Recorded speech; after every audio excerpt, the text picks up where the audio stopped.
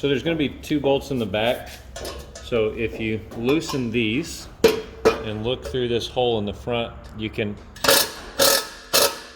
back out the bolts enough without the bolts coming out of the bracket.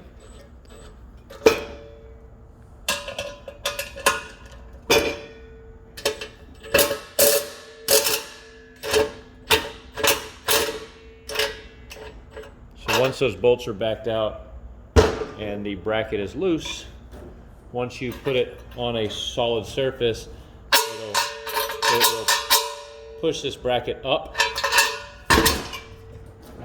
and it'll allow the cable to go underneath it. So I'm using just a piece of push rod just to simulate a cable.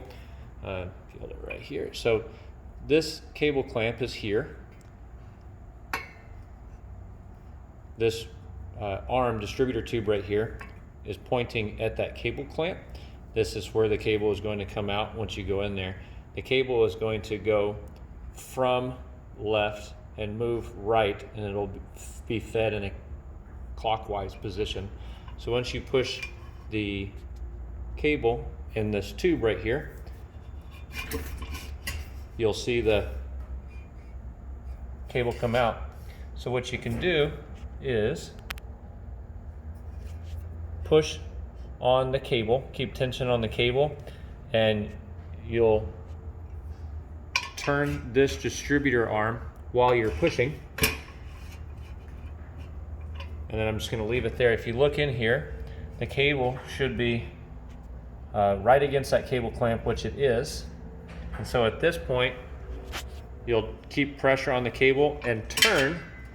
And when you do that, just by turning this distributor arm and pushing a little on the cable should at that point go through and stick out the other side.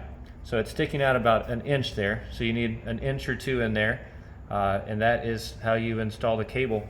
You then, you can, at this point, flip the cable up on its side, or the drum, and tighten these. So you do not want to over tighten these.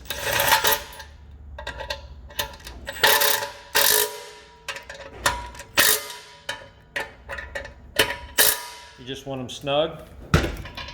Then you can flip the drum back over. Just verify that the cable is still sticking out 1 inch or 2, just like that. And then at that point, you can begin just pushing and feeding your cable in, and at that time it will feed accordingly to how it's supposed to lay inside that drum, and you are complete.